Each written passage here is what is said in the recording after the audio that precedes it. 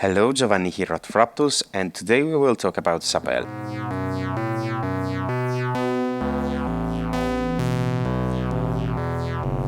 The idea actually came to Antonio while we were listening to a set by Trovarsi and ALX 106 at the past Superboot edition. And it was so striking that he had to record it on a voice note. Tutti e due li mandiamo dentro 3-2-1, giriamo di fase ed estraiamo. In a nutshell is this: if we take the main clock output and subtract the random output in less than mode, we will obtain the exact difference between this one and this one, which is a second random clock in less than mode, which is the exact opposite of this one. Let's see. So I think that the easiest way to approach this patch and to familiarize with it is by using three filters of the Cunsa and ring them with the Sapèl's triggers. So first of all, I will start by multiplying my main clock and random clock in less than mode with the 333 and set the fluctuating random voltage all the way to the right, so that I will have the highest degree of variation. You can already see what's happening here and also here. And then I will take my, I think I can use the mixed output here on the Cunsa. I will set the three filters, like from 1, 2, and 3, to self-oscillation, and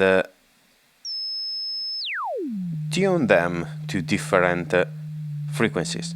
I can have a low one, I can have a high one. I set the bandpass filters, and even higher one.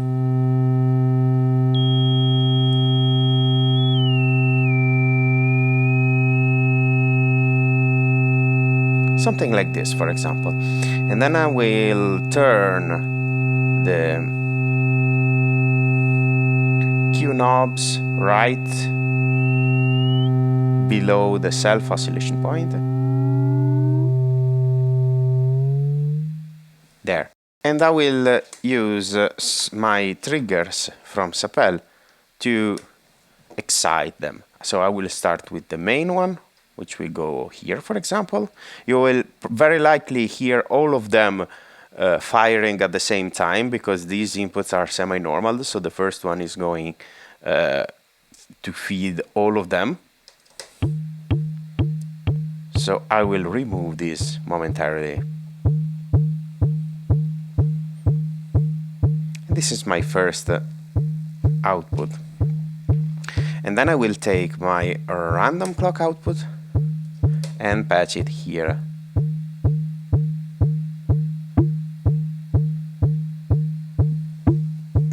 So you can hear that sometimes we will have some strikes over this filter here. And now we will make our patch. So I will take a copy of my main clock and patch it here on the first channel of my 321, and then I will take another copy of my random clock output and patch it here. At this point, I will invert the phase of this clock here, like this.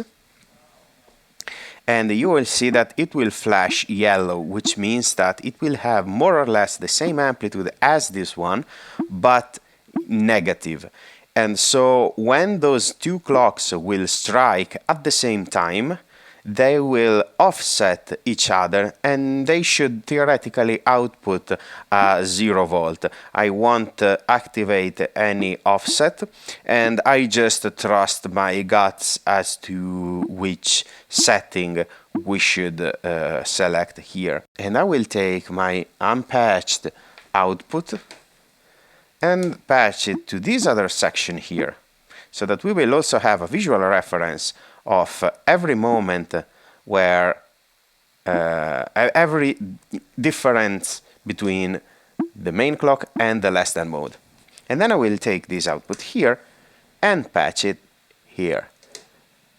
And now if I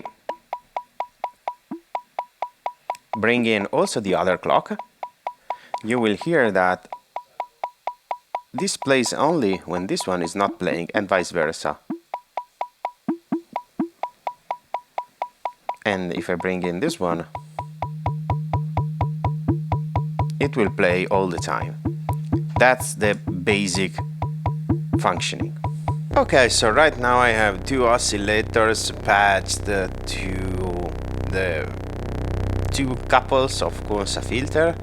I patched the first one to the left channel of the brainsaw and the other one to the right one, and right now I am having them at the center, but I will spread them out later on during the patch.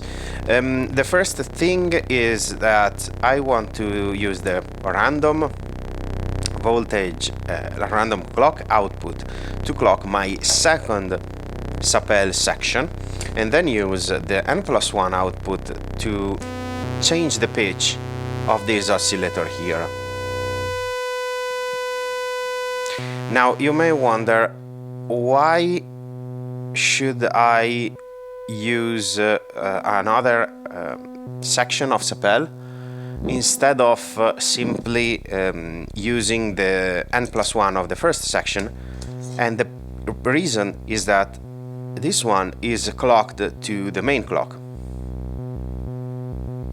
so it will always have a steady pulse that I want to avoid, and at the same time I want these notes to be held longer as long as another impulse comes, so that's why I will rely on this section here. And at this point I can take the clock output from here, which basically is the same as taking it from here, and I will patch it to my first ping input, which will open, of course, also the other two filters.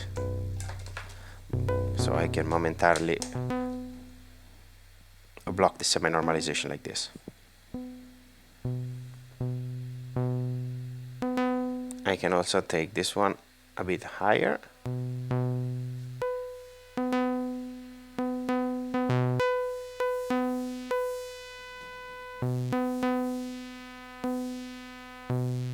Nice, very nice.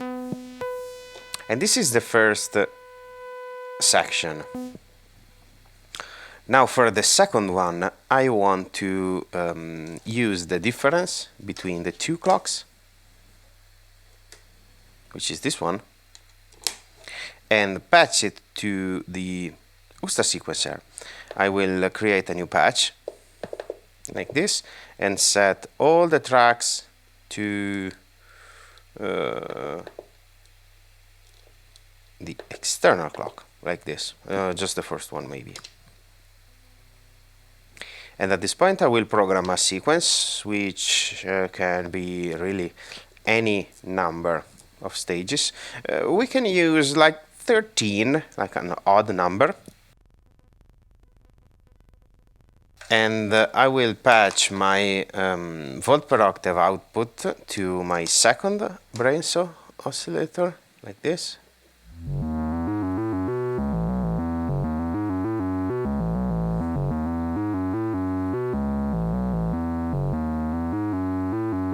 And you will see that it will have some pauses here and there, and they will correspond to the random clock outputs, because I am using the difference between the two.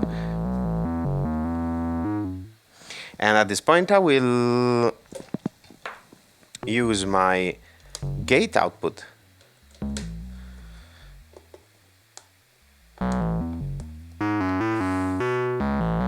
and patch it here.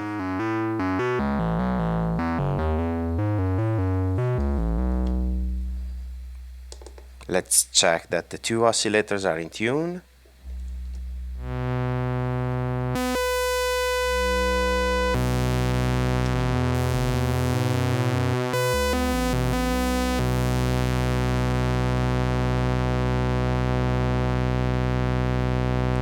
very much so.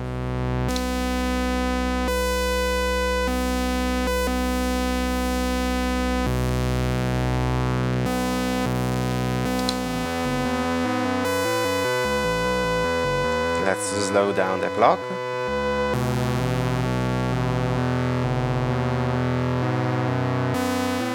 And now I can try and patch them in stereo.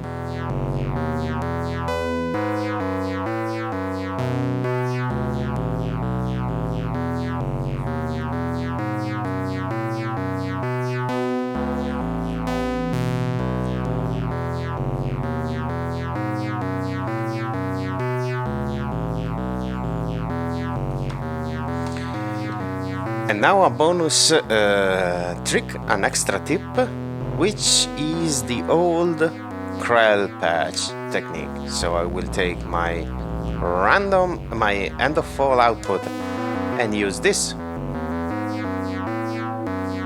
to clock my Sapèl. And at this point I will cross patch the sample and hold output of the yellow section to the volt per octave input.